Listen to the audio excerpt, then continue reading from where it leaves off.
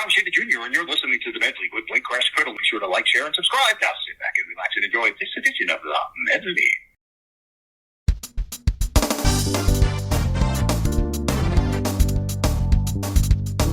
Hey everyone, Blake Crash-Criddle here, and you're listening to another fabulous edition of The Medley. On today's show, we're going to be speaking with John Moschitta Jr. He's probably best known for playing Jim Spleen in the FedEx commercials in the 80s. He's also done Minute Rice, Micro Machines, Transformers, and all kinds of other voice roles. The reason why I spoke really fast is because that's what John Moschitta Jr. is known for. He's known for being a very fast speaker, and he's also known as Motormouth. How did you get the role of Jim Spleen for the FedEx commercial? There was a show way back when called That's Incredible. I was at a party one night in Hollywood, and a friend of mine who's from New York talks very quickly. He was trying to pick up a girl, and she looked at him and said, like, "Oh my God, you must be like the world's fastest talker." And he said, "No, as a matter of fact, this person is." And I walked over and I did one of my little to be or not to be or something. And a man walked up. He said, "I'm the producer of That's Incredible. I want to put you on the show." And at first I was considering myself a real actor, so I didn't want to go on it. I kept saying no, no, no. Then the acting strike came along, and I went on the show and I did it and broke the world's record again.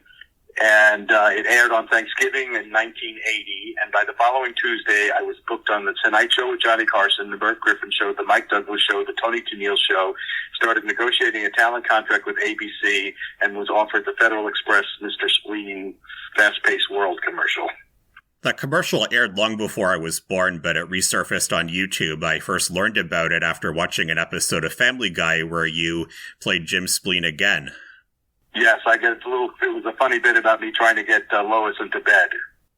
You also did those Micro Machines commercials in the 80s, and you were also Blur in Transformers, so you're quite an 80s pop culture icon, too. That's what they tell me. I was the teacher on I was the history teacher, Terrible Testaverdes on Saved by the Bell. I did Minute Rice commercials for people who were home during the day.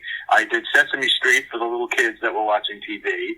I did Micro Machines I did 125 commercials that ran in 37 countries. I did Transformers. I did Blur in the movie and on the TV show. So in the 80s and 90s, you really couldn't kind of get away from me. I was kind of everywhere. I saw another video where you were interviewed on the news and you read the lyrics to Michael Jackson's Bad, and you did a really good job. Well, thank you. Yes, that was, I call those kamikaze interviews. They're just out of nowhere. The people think they're going to catch you, and they'll like throw a newspaper at you, or like I was doing a show in England and they threw me Madonna's album and do the Vogue, words to Vogue, and that kind of stuff. So this guy wanted me to do the Bad album, and my mouth happened to be working that day. That particular clip was from a show in Boston. I was out on tour for one of the things I did called 10-Minute University, and that clip has been watched over, I think, 120 million times. You'd mentioned that you were on Sesame Street. You were the owner of a store, I believe it was called Peter Piper's Pea Products or something. I mean, that must have been a challenge because Peter Piper picked a peck of pickled peppers, a peck of Peter Piper. You get the idea. It must have been really hard because it's a tongue twister.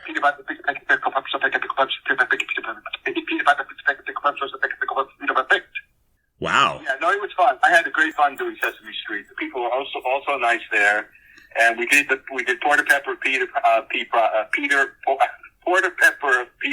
Piper Pea Products, which turned into Sam's Ed Stuff store. We did the entire alphabet with me sitting on a park bench with a baby, and they asked what the baby's name is, and they go Alfred, Bob, Carl, David, Egbert, Ferdinand, George, Henry, and if he had a name for every letter of the alphabet. And then he had a sister who had a name for every letter of the alphabet. And then we did a thing called Bold, Brave, Bebop, and Bob, but my buddies called me the Bob to be brief, was Big Bird with a B. And so it was really fun. I enjoyed doing that. And I got to tell you, it's very strange. You haven't lived until you get stared down by a 2-year-old in a supermarket. The moms would recognize me from watching daytime TV and seeing me on Minute Rice commercials. The kids would recognize me, the little kids would recognize me from Sesame Street. The bigger kids would recognize me from Saved by the Bell or the Micro Machine Man.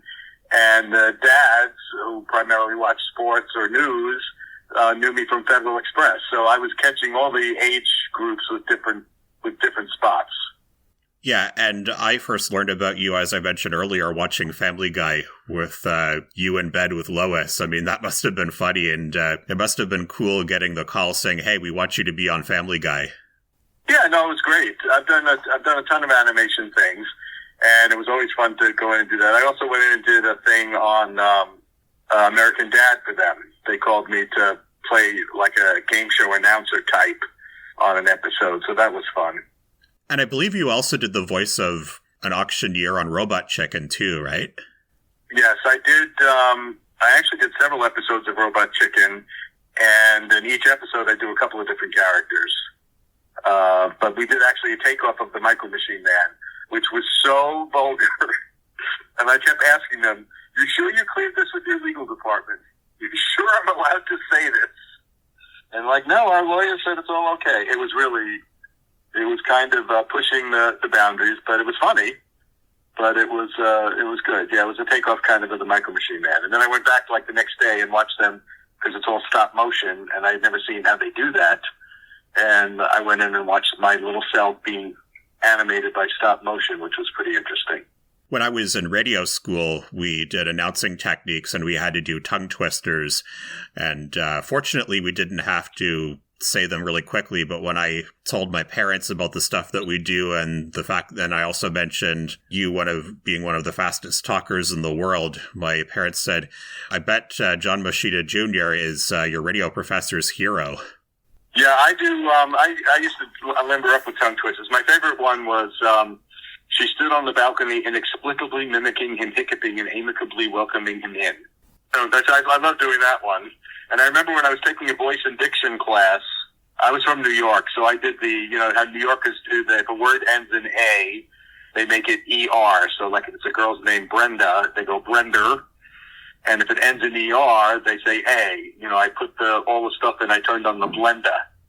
I was doing our final exam for the voice and diction class was reading a paragraph from Death in Venice. And I was just flying through it, just really, really fast and just doing it really great. And then I went, and then the croupier called out as if they were screaming at passengers waiting to aboard. And it just was like getting slapped in the face. That's something that Canadians have to watch out for as well, not ending our sentences with A too much, which is something I'm guilty of doing. And if you're from Toronto, you have to make sure that you say Toronto, not Toronto, because people in Toronto, they often leave out the second T. Yeah, no, it's, it's funny, the little things you pick up.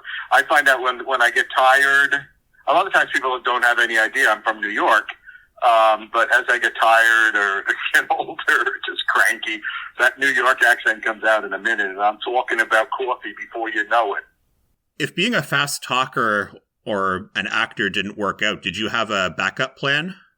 Well, I was working, I worked a lot of different jobs, but I was working production in New York for game shows, and, I would have probably kept doing that, would have gone more into like the production end of it. I got a job straight out of New York working for Warner Communications, Warner Brothers, in Columbus, Ohio. They were having the world's first two-way interactive cable system called Cube, and I was hired as a producer-performer. And Nickelodeon was also starting at the time, and they filmed into studios in Columbus, and I had my own. I was one of the first shows on Nickelodeon. I had my own show called Nickelflix that was on 3 times a day, 7 days a week. So besides being in front of the camera, I was also producing shows and writing shows and creating shows. So I would have stayed in the business in some way, but of course I love the performance. Of all the fast-talking gigs that you've had over the years, which one would you say was your hardest one to do?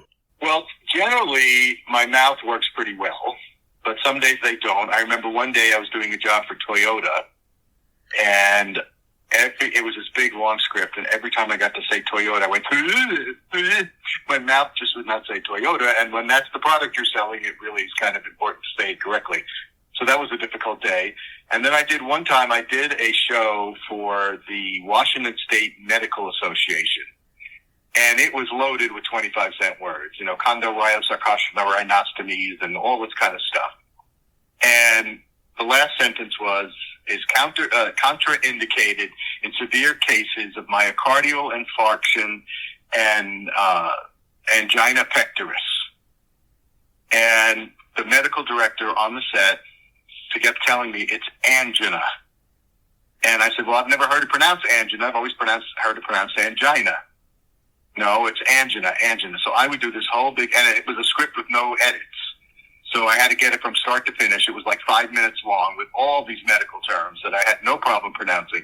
And I got to the last sentence every time, and I kept saying angina pectoris instead of angina, because my brain it took forever. And finally I got it after way longer than it should have taken. And then a week later they call me and they say, we're looking on it. We thought that we think you weren't correctly saying it as angina pectoris. So could you just go into a studio and record some angina so we can plug it in? I was like, oh my God, because the job would have taken 10 minutes and it took a couple of hours. It was just awful. When you played Jim Spleen on the FedEx commercials, there was a scene in the commercial where you were interviewing another gentleman, and that gentleman was able to speak really quickly as well. Was that actor actually speaking really fast, or was the tape sped up? No, I don't think they sped him up. I think he really did that fast. Yeah, there was a couple of words that he said. It was like one line. I don't remember what it was specifically. That commercial, when they first wrote it, it was like 14 scenes in 30 seconds, and I was saying like 3 words at a time. And when I showed up, and I hadn't met anybody, they just offered me the job from seeing me on the That's Incredible show. So when I walked in the first morning, I said to the director, I said, it's not really, I don't think it's really going to be funny if I say 3 words at a time. What makes it funny, what I do, is if I do a whole paragraph. And the director was Joe Settlemeyer, a very famous commercial director, did Where's the Beef and all these big commercials. And, he's known to be a little bit of a tyrant and run a very strict set, and everybody got dead silent on the set. And he looked at me and said, well, what would you like to say? I was like, uh-oh. And the first scene we were doing was the boardroom scene. And I asked him how many people were around the table, and he told me. And all I had originally me saying was, thanks for taking this meeting. So I said, well, what if I said something like, wonderful, wonderful, wonderful. And in conclusion, Jim, Bill, Bob, Carl, Fred, Luke, okay, business is business. And as we all know, in order to get something done, you got to do something. In order to do something, you got to get to work. So let's get to work. Thanks for taking this meeting. And he said, I think that will work. So every scene, we went in, like the restaurant scene, we went in and said, okay, let's make it all P. So we made it Pittsburgh's Perfect. I know it's perfect, Peter. That's why I picked Pittsburgh. Pittsburgh Perfect. Peter may call you Pete, call me Pete. At the end, it was Dave, what's the deal with the deal are we dealing? We had finished everything except the Pittsburgh's Perfect scene. The guy could not, the director was very precise about what he wanted. And he wanted the guy, I say, Pete, you did a bang-up job, I'm putting you in charge of Pittsburgh. And he says, Pittsburgh's Perfect. And the director wanted him, we were sitting at a table, it was an extremely wide-angle lens, so the camera is actually on the table with us. And the director's like 2 inches behind that, so he's practically breathing down our throats. And the guy starts with the wine glass at his mouth, and as I say, Pete, you did a bang-up job of putting you in charge of Pittsburgh. His wine glass is supposed to come down and just touch the table. And then he says, Pittsburgh's Perfect. Well, he couldn't get the timing right or whatever. It took 65 takes. It became a whole nightmare. We didn't end up finished shooting the commercial.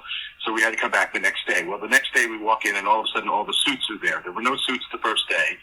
All the suits are there. Everybody's taking credit because the word had gotten back we were making a funny commercial, and everybody wanted to take credit for it.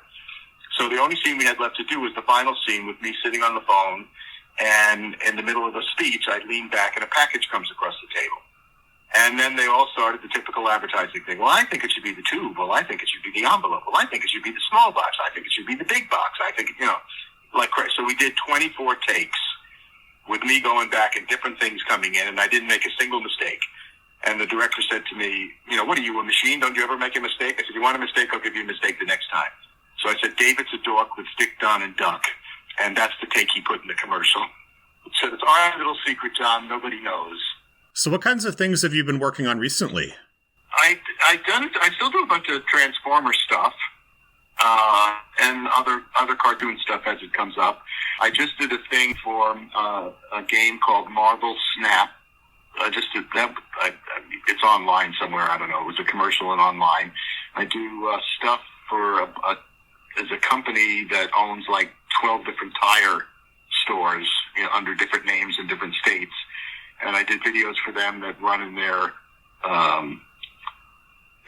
waiting areas to entertain people. And I do a lot of theater. That's what I really like doing. And now that I'm an old fart, I really have very little patience for travel these days. So it's nice to stay home and, do a play for a couple of months is nice. I do some Transformers conventions. I just did one here in Burbank, and I'm going to be in Chicago area in July. It's either June or July, I can't remember. And so that's coming up, and that's kind of fun because you get to meet all the fans. And it's just crazy. There was a movie years ago called Soap Dish with Sally Field and Whoopi Goldberg. And Sally Field played a soap opera actress, and every time she would get depressed, Whoopi Goldberg would take her to the mall in New Jersey, and then people would start recognizing her and blowing smoke up her butt, and she would get in a good mood again. And that's kind of what these conventions are, because, you do something, you don't realize the effect it has on people. So it's very, very nice to have people come up to you and tell you how, you made their childhood bearable, and they love this and they love that. And people remember the slightest little thing. They remember things I don't remember. So it's really nice, heartwarming feeling to know you've had some kind of impact on people that way. And you also wrote a few books, too. What are those books about? Well, what they are is they're actually books on tape. One is called 10 Classics in 10 Minutes. They were mostly written by my partners, and then I did write some of the stuff. But they're comedy takes on books on tape. So it's like Gone with the Wind in a minute, Moby Dick in a minute, Romeo and Juliet in a minute, Streetcar Named Desire in a minute. So, and that came out one year. It sold very well. So the following year, we came out with the next project, which was called Professor John Moschitta's 10-Minute University. And it was 4 years of traditional college in 10 minutes. And it came with a little mini diploma, and it was subjects like, physiology, psychology, sociology, and football. And, that was good. I'm telling you, I was very busy in the 80s and 90s. I also had a board game called the Motor Mouth game that I created with another couple of friends. David Fuhrer and Mark Sedicati came out with Tiger Games, and it was actually available in Europe as a game called Tongue Tangle. It was all tongue twisters. And I wasn't a big the game here, Mighty, was called Mighty Mouth, and the Motor Mouth, and it had my picture all over it on the game board, on the box cover. And in Europe, since I wasn't known that way, they just called it Tongue Tangle. Well, I really enjoyed having you on the Medley this week, John. Thank you very much for your time, and I wish you the best going forward. Well, thank you very much. I hope that you enjoyed this edition of The Medley with John Moschitta Jr. I'm Blake Crash Priddle, and remember, here at The Medley, we're all kinds of different.